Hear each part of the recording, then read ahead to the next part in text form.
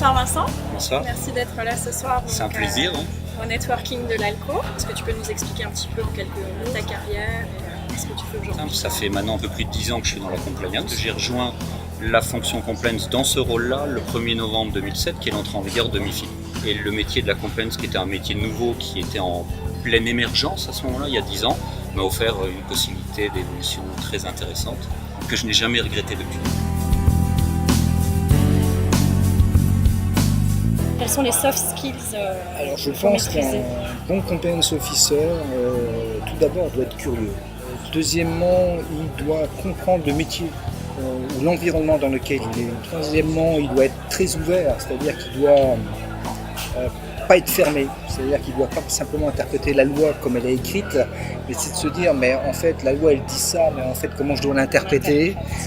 Et je pense qu'après, il faut une forme de pragmatisme pour éviter d'être un bloqueur systématique. Et la compliance demain, comment tu la vois dans le futur? Proche, moyen terme ou long terme? Alors je la vois différente d'un point de vue outil, forcément, puisqu'on est dans une nouvelle ère technologique. Et je la vois aussi beaucoup plus en amont dans le business. Parce que je pense qu'en fait, stratégie business et stratégie compliance arriveront véritablement à ne former qu'un. À être un véritable partenaire. Absolument.